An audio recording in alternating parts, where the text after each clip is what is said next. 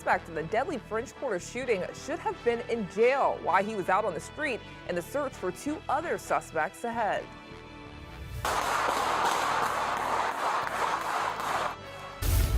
A manhunt is on for two suspects who New Orleans police say are involved in a deadly French Quarter shooting. This as we get new video of the moments gunfire broke out in the busy tourist area. And there are new questions about a now captured suspect who was on an ankle monitor. The man in charge of the monitor says several of his violations went unchecked prior to the shooting.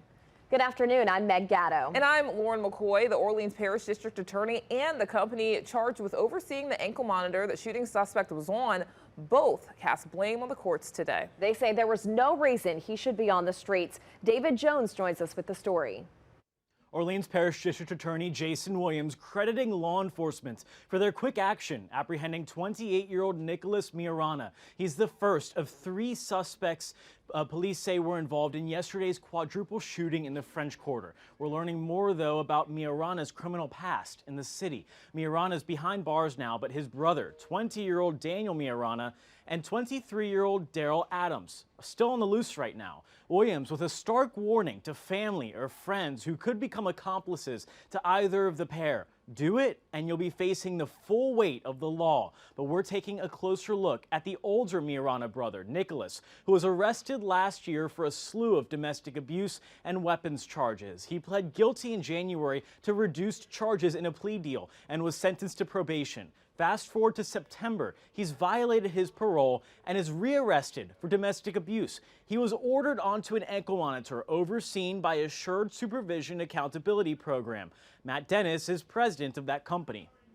When he skipped court on a probation revocation, was that evidence enough that he's a problem? Was the probation officer telling you this dude needs to be revoked? Was that evidence enough? Well, they went and arrested him. They put him in the jail, then they let him out on ankle monitor. So was this evidence enough? Or was this evidence enough? When did it, you know what stopped it? He killed her. Both Dennis and the district attorney placed blame at the feet of criminal district judge Leon Roche for what they claim was Roche being too lenient on Miarana. Dennis says a stack of near daily violations were consistently reported to the court over the 2 or so months that Miarana was on the monitor. Meanwhile, two of Miarana's suspected accomplices remain on the loose today, suspected of gunning down a 27-year-old woman and injuring 3 others. Remember, you can remain anonymous and call Crime Stoppers at 504-822-1111. Meg. All right, David. New video shows the moment gunfire went off in the busy French Quarter. This was moments after families had just passed through the area. You could see a number of people running away before a car with tinted windows speeds away from the scene. All right, and take a look at this. This is also a portion of that video that shows the moments after the shooting. So let me play it here for you. Now we can tell that there's a shooting victim that's actually located behind this blue SUV. The victim is sitting on the sidewalk and at one point appears to be waving for help. This person here, this man in the puffy jacket, alerts this NOPD officer here who was on the corner. The officer walks over to try to render assistance. You could see the officer on their radio there, radioing for extra backup to help this victim. The officer then is talking to other passerbys and has his attention drawn over to this section of the street where there was something else going on after that shooting took place. Eventually, EMS showed up to tender to this victim here. But obviously, this just shows the chaos that ensued moments after that gunfire erupted. Our Ashland Brothers is live in the French Quarter tonight with an update from the NOPD.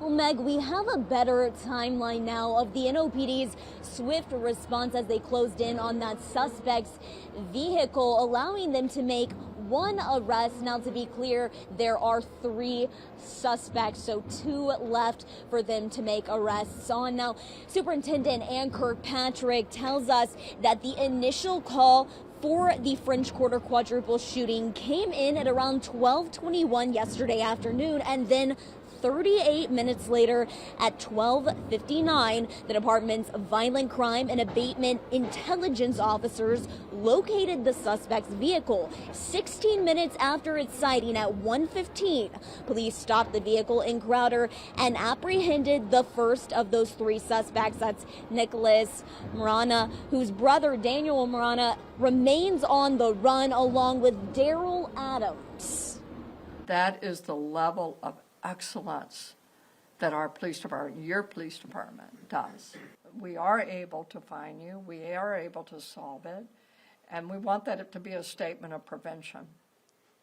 Okay? Don't even do it. It's not worth it to you because we are that good. And Superintendent Ann Kirkpatrick went on to say that both the NOPD and Project NOLA's crime cameras helped capture the shooting, playing a pivotal part in tracking down that suspect's vehicle in the 7th District. She believes this was a targeted shooting, and police are working to determine the motive. Police have confirmed that the shooting victims, including the young woman who died, are locals. The three who were injured are in stable condition. And here at Dickie Brennan's restaurant, where I'm standing in the 700 block of Iberville, we had discovered yesterday that there were many bullet holes, many bullet remnants. Now, granted, they have done a great job of clearing up this area. They've patched it up. They've boarded up the windows as well, just down from me. But, you know, this is something that will continue to be an effort as they clean up the cold scene. Reporting live in the French Quarter, Ashland Brothers, Fox 8 Local First. All right, Ashland, thank you. Cold temperatures will